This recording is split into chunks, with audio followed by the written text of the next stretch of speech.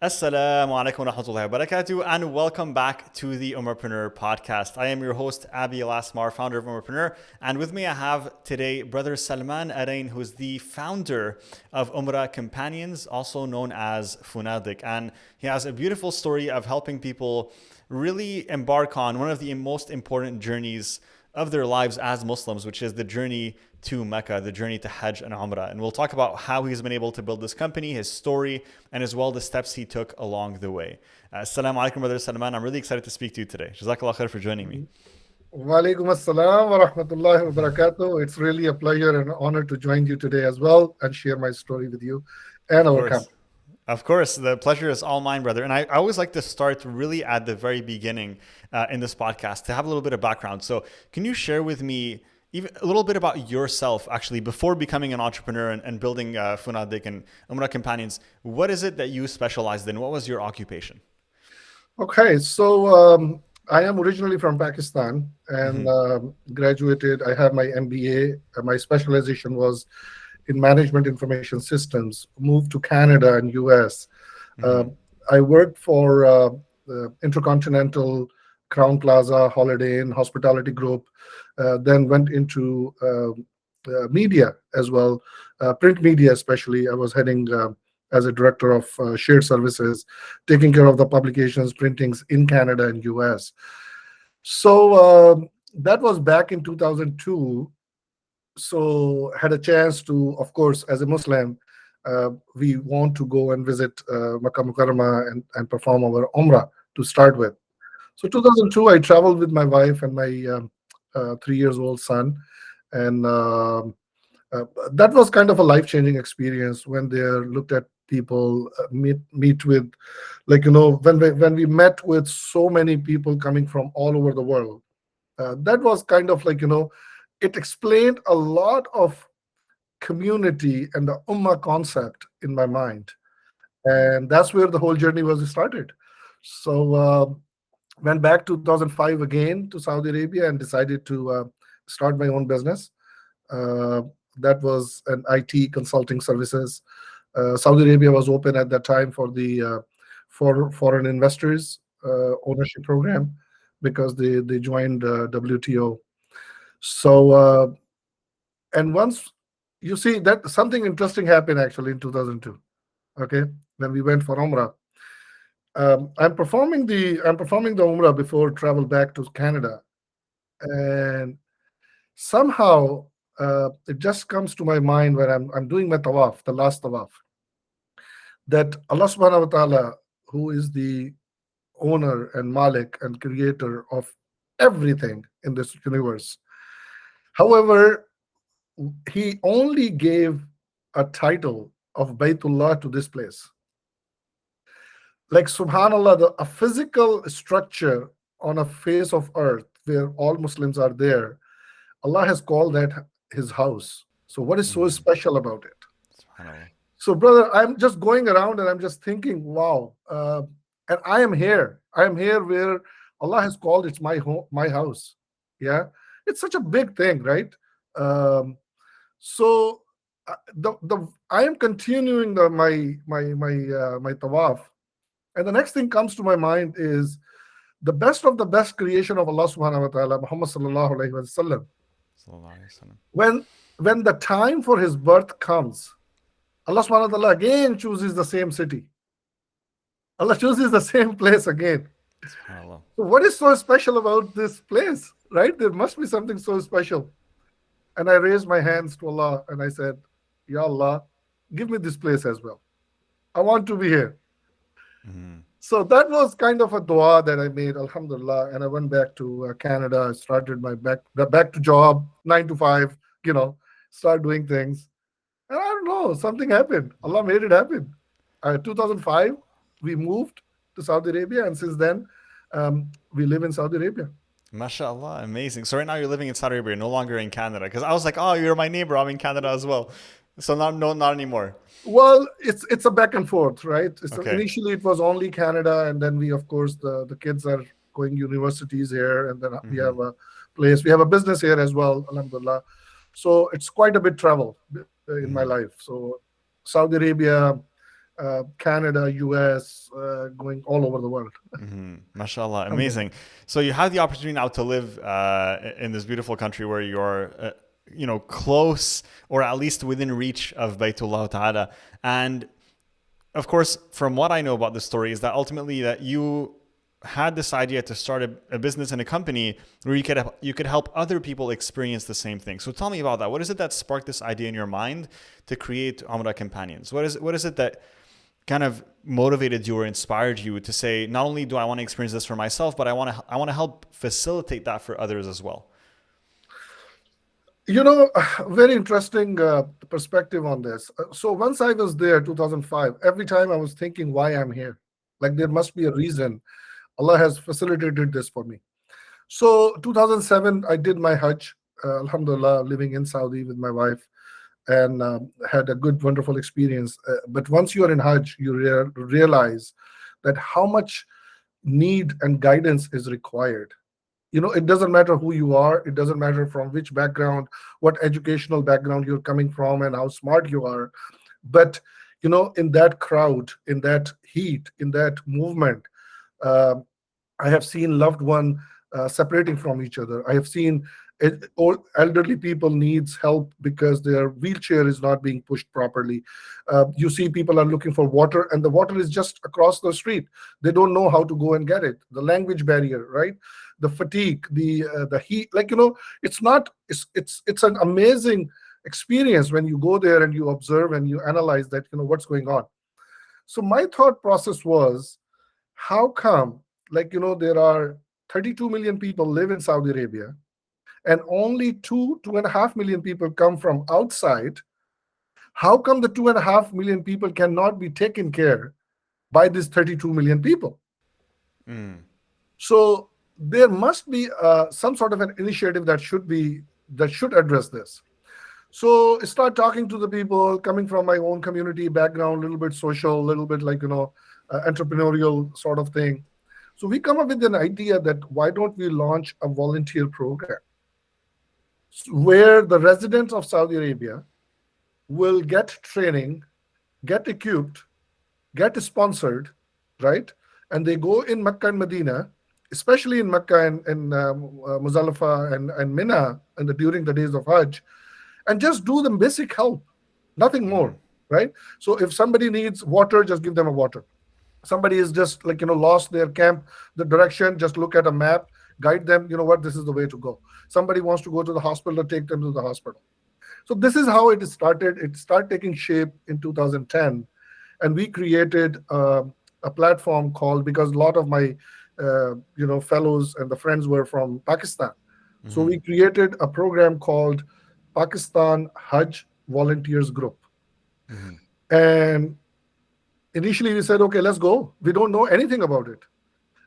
So we had in 2010, 11 was the first year when we were able to go.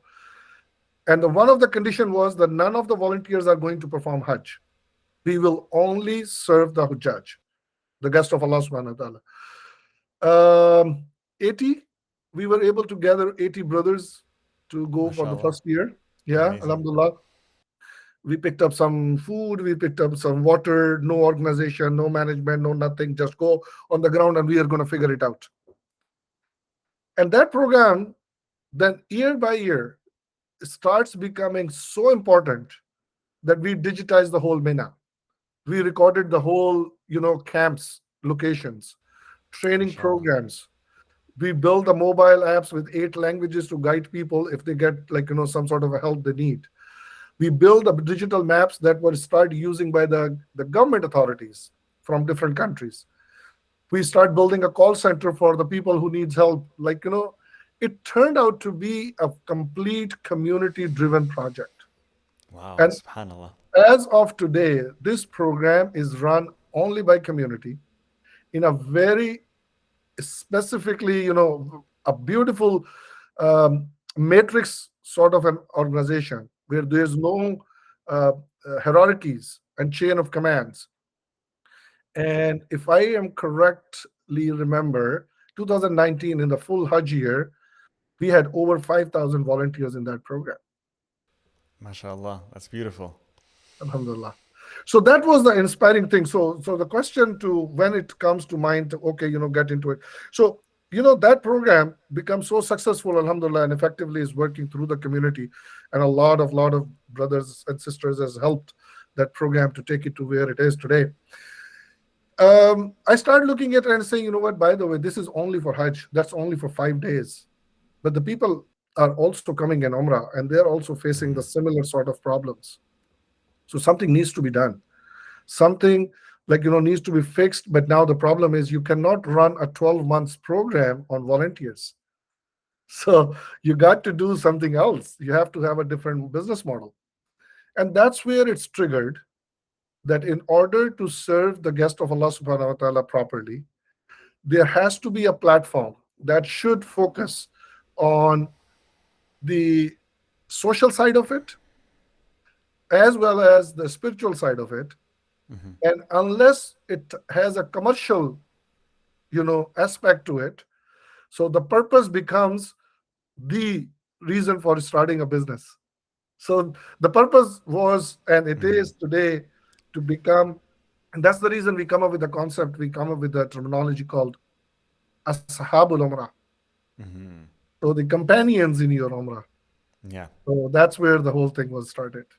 That's beautiful, mashallah. So, one question that I do have for you, because you shared with us such a beautiful story and how it grew organically, but really, I'm so impressed, mashallah, with you know. I know how much work it must have taken in the back end to organize all of this, and for you to invest your personal time and effort and attention to making this happen. When you started, was it you on your own, or did you have a team of people that you were working with? What did the founders group look like? Was it all on your shoulders, or did you start this initiative with a few people on your team to help you? So, the first, the volunteer program, as I said, it's a completely Mm-hmm. community run program. Yes, I have been the, part of the founding members, Mm-hmm. but it's beautifully run. Uh, what does that mean is when you're talking about Hajj and going on a volunteer program, it means Mm-hmm. that you will not be with your family on Eid Yeah, al-Adha. exactly. And that happens 10 years continuously. I was Mm-hmm. leaving my family behind and going for the volunteer program. And not only me, the 5,000 other volunteers. So imagine the sincerity and the dedication to the program. Wow. Yeah. So out of the two Eids that are very important for Muslims, one Eid was dedicated. Alhamdulillah. May Allah accept it for all the brothers I mean, who have built this. So over the years, then I said, okay, the best thing is let's involve the family. Let's take mm-hmm. my wife with me. Let's take my sons. Let's take my daughter to the same program. Let them serve as well. Let them see, how important this program is. So, Mm-hmm. and that's where when we started looking it as a startup, as a venture, you know what? I had a full team ready within my home. I So my love that. eldest son came out and he said, Baba, listen, this can be done. This is how what we are going to do. And by the way, his name is Saad Salman, and he's my co-founder. So, Mashallah. so we created this again, a very young chap, like right now 24, 25 years old, but he 4 years ago, 22, he started with me, and of course understands technology better than me, understands the dynamics, the requirements, and the needs of the Western pilgrims very well. He born and grew up here. I have this exposure of coming from Pakistan, so it becomes a very, very interesting team. And then of course we have a lot of other expertise. We have our chief technology officer, who Mm-hmm. is also coming from a very successful startup background. He has already Mm-hmm. done 3 successful startups, and now and he has exits. So we have a very Mashallah. interesting team who understands the dynamics, because it's a global platform. You have to understand the needs of the millennials. You need to understand the young generation. You understand the older people traveling, you know because it's such a mix of interesting, uh, I would say, uh, community and customers, Mm-hmm. that you have to have that diversification, language diversification, age, income groups, like geographical, emotional, all sort of stuff. Mm-hmm. MashaAllah, that's so amazing. I love that you shared that. Like, this is really using creativity at its finest by not only leveraging the people around you, but your direct family members, which is beautiful, MashaAllah. I love it. This is what entrepreneurship truly is about. And I do have one question for you out of curiosity, because, of course, for you to bring 5,000 Hujjaj to come and volunteer, how can people support you all on this venture? Is it that you're structured as a nonprofit and people donate to help fund those volunteers? Or is it that every single volunteer is actually not only volunteering, but also financing themselves on the journey? So how does it work in terms of, making sure that everyone is able to do this, and what kind of support system do you have in place? Okay, excellent. So before we go further, let me just explain. So there is this volunteer program Hmm. that we have started, and now it's been run by the community. It has nothing to do with Umrah Companion. That was just the Mm. start of a concept from there, Okay. and then we transformed. So we came into this Umrah Companion. That's a completely commercial, spiritual, and social platform. I Hmm. just want to make sure that the line is very clear, because you see, Sure. it's a very sensitive subject for me and my family and for my friends, because there is a volunteer effort happening, and this is very commercial sort of thing that we are doing. Just want to make sure that those are two separate organizations, right? Understood. So So are they both under Umrah Companions, or are they no, no, named they are not. differently? No. So the Okay. first one is not. The Okay. first one is a completely community-run, program. Is there a Uh, name for it that we can share with people in case they want yeah. to be So part it's of it? called Pakistan Hmm. Hajj Volunteers Group, and there Pakistan is a Hajj website. Volunteers Group. Is there a Yeah, website? Okay, there's a perfect. website. It's called, abbreviation is phvg Hmm. dot com. There's a whole team behind it. So what happened Awesome. is, what I'm trying to explain is, like, that concept of volunteerism, we took it to our heart, and we say how we build a network of community, global community, where the people come forward and help each other. And that's where we come up with a new phase in 2018, and that's where the Umrah Companion was started. Hmm. And Umrah Companion is a startup. It has, we are doing a lot of technology work on this. We took it on a blockchain. Right now we are working on that. We are Amazing, doing mashallah. some AI stuff as well in there. So Umrah Companion basically have two very distinct sort of activities. So the purpose, that was the volunteer work. We created a different brand. It's called Ashabul Harman, the Hmm. companions in Harman. So Hmm. basically, that's our corporate social responsibility project. It's like a Sadqa Jariyah. Okay. So this project, we are helping the Hujjaj when the people need any sort of like help before coming, or when they are there, or when the departure they leave. So this organization is a not-for-profit. Ashabul Harman is not for profit. How we are funding Ashabul Harman? Through the Ashabul Umrah. So we do the commercial business in Ashabul Umrah. We take people, we take groups, we serve them, we provide them hotel services and visas Yeah. and all that. The money that we make, we take a profit of that, portion of that profit, and we invest actually in our Sadqa Jariyah in Wow, Ashabul mashallah. Arman. May Allah So increase that's the you. organization right now. Um, the first organization that you asked me, just to clarify, over there are some friends, and who donate funds to manage that volunteer program. That's called Pakistan Hajj Volunteers Group. Hmm. Well, I'll make sure to drop the links to all of those, inshallah, in the description for people who are interested in either being part of the volunteers group, or even potentially even working with Umrah Companions to take one of the packages that you guys offer right now. One question that I have for you is, for me personally, going on Umrah and going to Hajj is one goal that I have within the next 2 to 3 years, inshallah. I definitely want to make it happen. And so my question is, with Umrah Companions, do you guys offer full-fledged kind of packages where, as you mentioned, the entire experience from the transportation to the hotel to having potentially a guide to kind of help you throughout the entire process to the way back, is that all offered, or do you guys offer specific services, just so in case people are interested, so that they know what's available? Um, I think you asked a question that I wanted to answer from day one, Sure. from the beginning of the podcast. Look, when we looked at yes, the answer to your question is yes. So we Hmm. have all sort of arrangements. You can take a full package. You can just take a ground services package. That means you book your own flights, because flights are like, a lot of people, it's the best to go on online and book a flight, to be very honest. There are better options, better combinations. Everybody have their own choices. So I Yeah. recommend my friends and family and customers, it's better you book your own flight.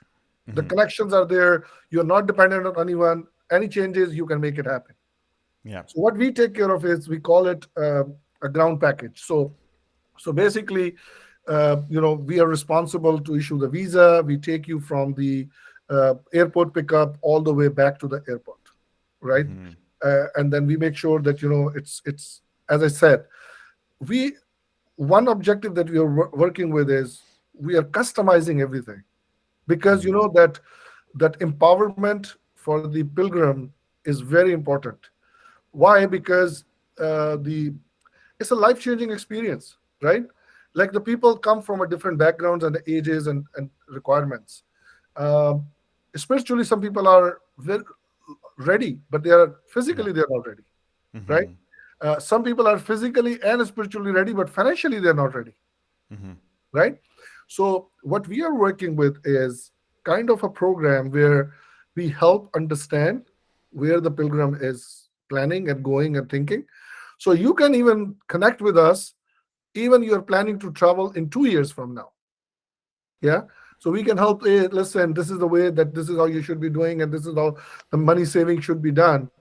So our objective is, we work with one single vision, Hmm. and it's a one sentence, and we are working with how to make pilgrimage possible for all Muslims.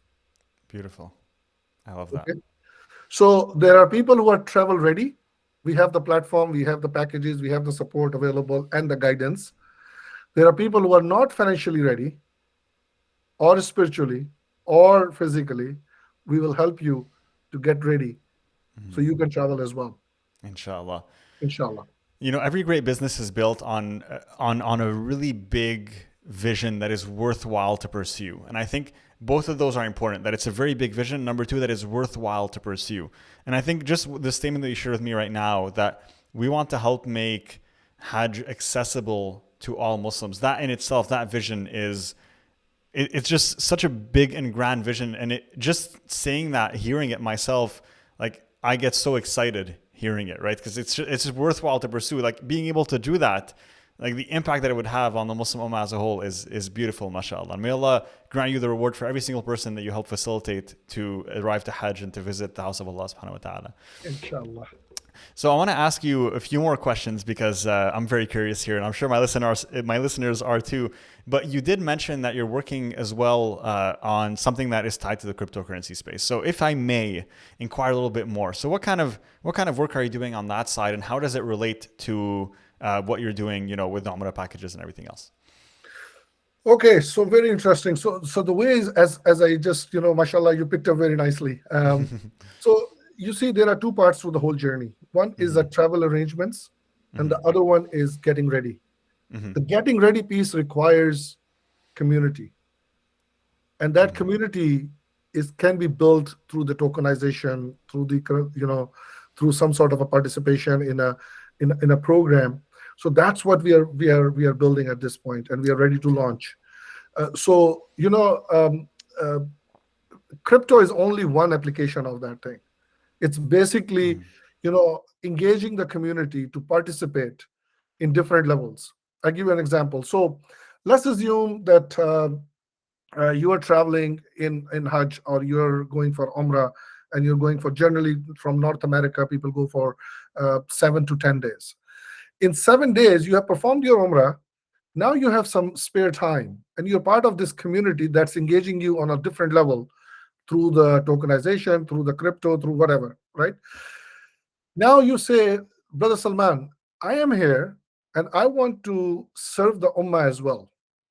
And I have this 3 hours on Wednesday evening. We say, okay, come over.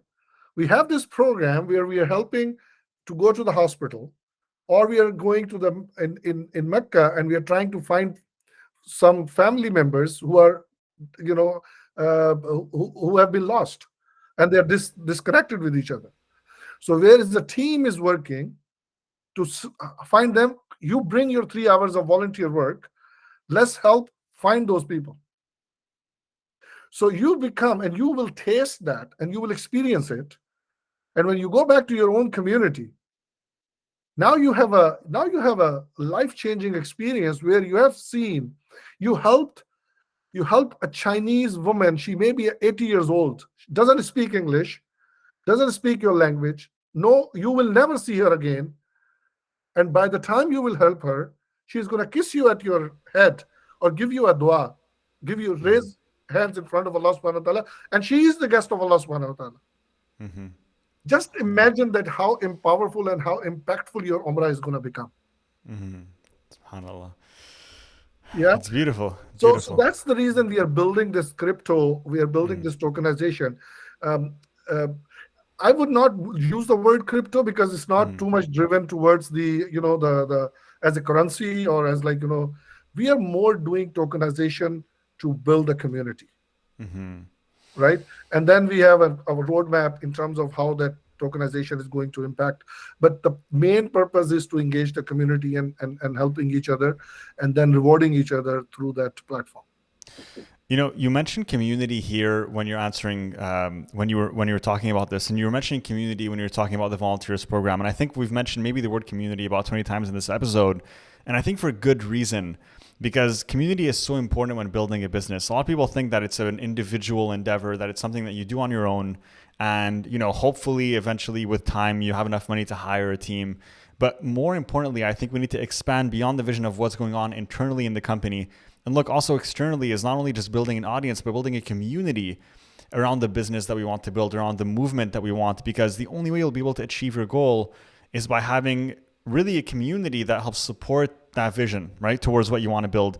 For you specifically, mashallah, you are a community builder. What have you learned in terms of, if you can give me like maybe 2 or 3 lessons you've learned in how to build the community around a certain movement, around a certain vision, right? With what you've done with the volunteers group, as well as what you've done with the Umrah Companions. If you have any tips on how you've been able to build that community and build those people who are bought into that vision and want to support it, want to be part of it.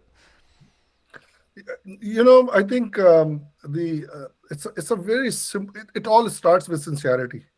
Mm. Uh, First of all, whatever the purpose that you're committed to, just be sincere with that. We are the people who are accountable and responsible for our actions, our talk, our discussions. So once that is the number one step, I would say. Then you need to go and let the people, I would say, when you share a vision and when you share a purpose and the people start believing on it, then you need to give them the opportunity to participate, an opportunity to lead, and be open to it. um, Mm. you need to be more uh, you know uh, the what is this called, I'm trying to find the word, where everybody will participate and you have a respect for their opinion, and then you let them perform what they are trying to do, and then the whole team should learn from it. And this is what has happened. When we started this volunteer program, as I said, we were like very hand picked people, and then we realized that if we will stick to this program, this will never become a community driven thing. The first thing that we did, we removed all the titles in the organization. Mm. So a 5,000 uh, volunteers workforce today is operating without a chairman, a CEO, a CF. There's none. So How we does it come with work? So how does we it work? Who makes the decisions? Who organizes things? How does that happen? okay. So that's like that's an experiment that we have done, and I think I'm going to write a management I article on would it. honestly, I think you should, but please, if you could share with me a little bit of information on it, I'm very curious. Yeah. So basically, what we have done is we said, okay, so these are the, let's say there are 20 people who have been, with the program, and they have participating and they have time and all that. Okay. So these are the 20 Shura people who are going to sit together, and they're going to appoint a coordinator, not a chairman, not a general manager, not a CEO, a coordinator to coordinate the activities for next 2 years. Mm. Okay. This coordinator will be, you cannot nominate yourself. It's a completely a process, a secret process that everybody say, okay, Salman is the next coordinator, or Ahmad is the next coordinator. So eventually you come up with a coordinator. Now this coordinator is fully supported by these 20 people and the volunteers. He can appoint anyone on any position for a period of 2 years only, Mm. and then you build your team. So basically, as I'm saying, there is no permanent structure. After the 2 years, this coordinator cannot become coordinator again. There's no re-election. There's no re-election. If I it love it. is, it has to be 2 times passed. So he has to pass through 2 terms. Mm. Okay. So, initially those 20 people were the founding members, and that was like, we said, okay, you know what, these are the only 20 deciding. We expanded that to 50 people. So now the 50 people are deciding, because the organization size is 5,000. So SubhanAllah. 50 people are deciding who should be our coordinator for the next year. So that's how we are doing it. That's amazing, mashallah. Honestly, that's a beautiful vision that you've been able to implement. I want to take this back, and I want to figure out how I can implement this in my own company, because this is a beautiful, beautiful way of doing things. I think it helps, as you mentioned. Really, every person is given the opportunity to lead, is learned to take on a leadership role, and it's kind of like community driven as well. And it's honestly at the core of it when you're saying this. Like for me, what it truly is it's Islamic. Because when you think of the concept of shura and the concept of, kind of getting together to elect, a certain member, like the community itself, the group itself gets together to say, this is who we elect, right? To be the person in charge. This is truly the Islamic way of doing things. This is how we are taught, according to Sharia, to elect leaders, to elect directors. So I really think that it also stems from Islam, and it's a beautiful thing that you're doing, mashallah. It's really nice. Alhamdulillah Rabbil Alameen. It's brothers Alhamdulillah. like you. Honestly speaking, everybody has contributed so much. Without their age group, without their background. I'm surprised, sometimes surprised. One time I was a few years ago, I was in Chicago to attend one of I think there was a MAC ICNA conference or something that was Chicago 2 years ago before COVID. And one of the gentlemen, um, my age, he approached me and he says, he called my name, and I said, oh, wow, do we know each other? He says, well, I don't know about you, but I know you. I said, okay. So, and then we started learning. He was a practicing doctor in Mm. US. And he said, in 2016, I was on Hajj, and one of your volunteer helped me and my wife, and we were in trouble. He says, from 17, 18, 19, I have been coming as a volunteer in your program from USA. And you MashaAllah. guys, and you guys, I just come as a volunteer. None of you know that I'm a doctor, Amazing. Amazing, right? mashallah. He takes his time off during this period of Hajj. He go there and he doesn't perform Hajj, by the way. You have to note this. Yeah. He go and he works as a volunteer in that program. And I was MashaAllah. thinking, MashaAllah, ya akhi, you are the biggest volunteer. Like, we never imagined that that's what is happening under that umbrella. MashaAllah. SubhanAllah. May Allah grant you and grant him, ample reward for this, and grant you the reward as well for having been able to facilitate that. MashaAllah. And everyone else who's been able to facilitate that. I mean, it's a really, really a beautiful thing. And I'm so happy and honored to be speaking to you, truly. I have one question for you that I want to end with, inshallah, for our listeners. And that is, as you have been through this journey, building this volunteer group, these organizations, these communities, in this business, can you share with us 2 or 3 big lessons that you've learned as an entrepreneur that you think other Muslims listening to this who want to start their own business or maybe are growing their business, maybe that they can benefit from? What are 2 or 3 big lessons for you, or 2 or 3 skills that you think entrepreneurs should work on, should develop, that will help them succeed in whatever it is they're building? Okay, so let's start with tawakkul. I would say, you know Mm. what? Once you have the conviction that, whatever you're trying to do, the purpose is very clear. You need to believe on Allah subhanahu wa ta'ala. You need to Yeah. believe firmly that it's not me, it's not my team, it's not the money, the investors, the environment, the opportunity. Allah subhanahu wa ta'ala creates those things for you once you are committed. So the tawakkul is the first thing. And if somebody, especially entrepreneurs, especially young entrepreneurs, uh, do your homework, do your, all the whatever is required, but it all goes back to the tawakkul on Allah subhanahu wa ta'ala. That's number one, and that's yaqeen. And I think even in the Western management system, it's the conviction, it's the confidence that you believe on yourself. We believe on ourselves with the help of Allah subhanahu wa ta'ala. The guidance, the tawfiq is from there, right? So keep Yeah. asking that tawfiq, that Allah will give you that. So that's the starting point. Mm-hmm. then you 100%. need to then you need to then you need to learn the tricks and the techniques and the science of running a business. Mm-hmm. It's never been a luck. It's not. There is a structure to it. Yeah. Yeah. A few success stories does not make the whole world the way that it is. A lot of hard work goes into it. Mm-hmm. Good and the bad times will come, but planning, building a, this one is also very important, that you need to equip yourself with the right education, with the Mm-hmm. right techniques and skills and talent and knowledge. That's Mm-hmm. that's the second thing that it comes to, 100%. right? Once you're ready, then it's a time for you to start building a team, the like-minded people. Yeah. Um, it's easy to be said that bring people who are better than you. It's not easy, to be honest. You try to bring them, and then these top talented people don't, take your nonsense that you want to give it to them. So sustaining them is a bigger thing.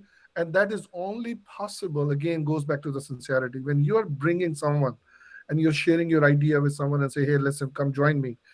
Be it your tech team, be it your marketing guys, be sincere.